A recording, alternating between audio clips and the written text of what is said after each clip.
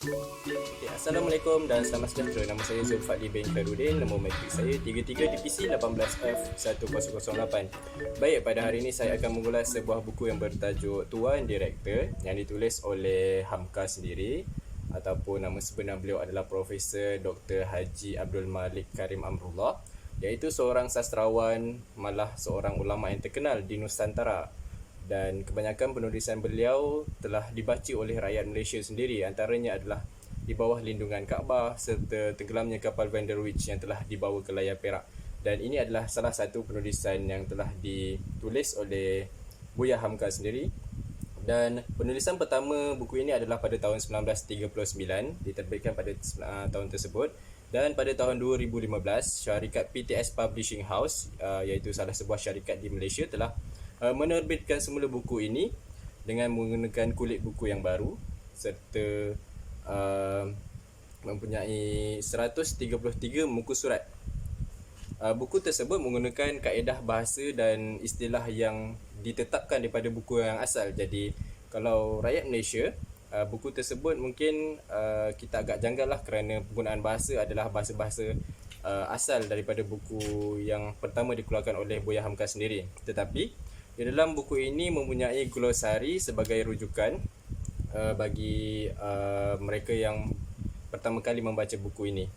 Baik, buku Tuan Direktor ini ditulis bagi mengkritik beberapa cara orang zaman dahulu berniaga yang tidak kena dengan prinsip syarak Islam. Okay, antaranya adalah seperti menggunakan perkara-perkara tahyul dalam perniagaan. Jadi Buya Hamka sendiri, cara mengkritik beliau adalah sangat bagus dan halus. Jadi orang tidak mudah terasa dan orang akan mengambil iktibar daripada kisah-kisah yang beliau tulis di dalam novel beliau. Jadi novel tersebut juga sesuai dibaca bagi golongan yang minat dalam perniagaan, minat untuk mencuburi dalam bidang perniagaan. Jadi buku tersebut mempunyai motivasi-motivasi yang sesuai untuk diterapkan dalam diri seseorang. Di dalam novel tersebut mempunyai 3 orang watak utama, iaitu yang pertama adalah Jazuli. Beliau adalah seorang yang kaya dan beliau juga adalah tuan direktor di dalam novel tersebut. Beliau asalnya adalah seorang orang biasa yang berhijrah daripada Banjarmasin ke Surabaya, Indonesia. Surabaya, Indonesia dipilih sebagai lokasi utama di dalam novel tersebut kerana pada masa tersebut Surabaya adalah sebuah tempat perdagangan yang terkenal di seluruh dunia sewaktu itu. Ianya sama seperti Selat Melaka ataupun tempat-tempat perdagangan yang lain. Jadi Jazuli telah memulakan perniagaan dengan berniaga berlian dan emas, sehingga beliau telah mengumpulkan modal daripada perniagaan beliau tersebut selama 10 tahun dan membuka perniagaan yang lebih besar, dan beliau juga telah berjaya membuka sebuah hotel. Baik, seterusnya adalah watak Pak Yasin. Pak Yasin adalah seorang yang pemurah dan peramah. Beliau banyak memberi kata-kata motivasi kepada anak-anak muda, dan beliau juga mempunyai sebidang tanah dan beliau telah mendirikan rumah sewa di atas sebidang tanah tersebut. Pak Yasin adalah seorang yang taat kepada perintah Tuhan dan seorang yang mempunyai jiwa-jiwa rohani yang sangat bersemangat dalam beragama. Jadi Pak Yasin banyak menegur anak-anak muda ataupun peniaga-peniaga yang berada ataupun menyewa di rumah sewa beliau untuk melakukan kebaikan. Dan Pak Yasin juga telah mendirikan sebuah surau untuk para penyewanya melakukan ibadah seperti solat serta menyambut hari-hari kebesaran Islam di surau tersebut. Baik, watak seterusnya adalah Fauzi. Fauzi adalah seorang anak muda yang telah bekerja dengan Jazuli di Hotel Sasak, iaitu nama hotel bagi hotel yang telah didirikan oleh Jazuli.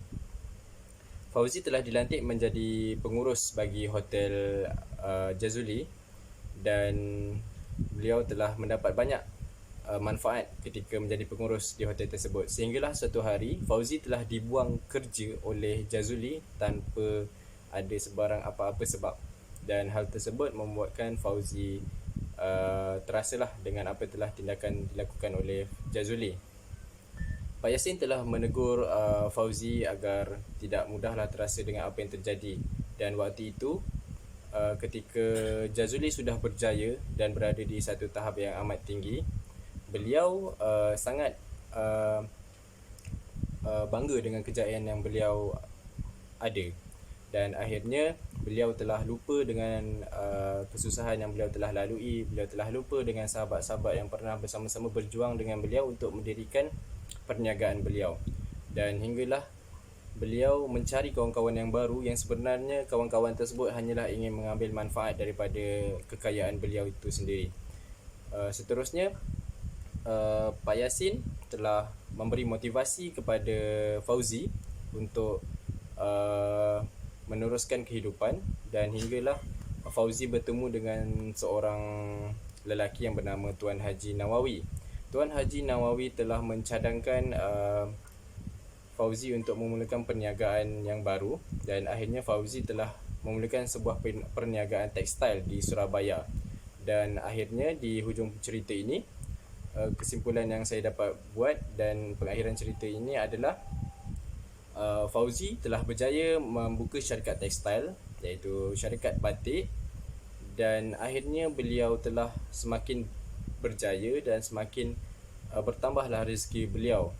Tetapi keadaan menjadi terbalik kepada Jazuli. Jazuli telah semakin merudum perniagaan beliau, dan beliau juga makin kurang mendapat perhatian daripada orang kerana kesilapan yang telah beliau lakukan. Untuk kesimpulannya, kita sebagai seorang manusia, kita tidak bolehlah terlampau bangga dengan kejayaan yang kita ada, kerana setiap kejayaan kita bermula daripada bawah, dan kita perlu ingat kesusahan yang pernah kita lalui semasa kita hendak berjaya. Dan salah satu perkataan ataupun ayat yang saya ingat di dalam novel tersebut adalah Pak Yasin mengingatkan Fauzi bahawa duit tidak dapat dibawa mati. Jadi ayat tersebut memberi makna sebagai manusia, kita hidup tidak lama, dan andai satu masa kita mati, duit tersebut tidak akan ikut kita dan membantu kita di alam sana. Jadi bagi saya sendiri, novel tersebut sangat bagus dan dapat membantu para mereka yang ingin untuk memulakan perniagaan. Jadi itu sahaja daripada saya. Sekian, terima kasih.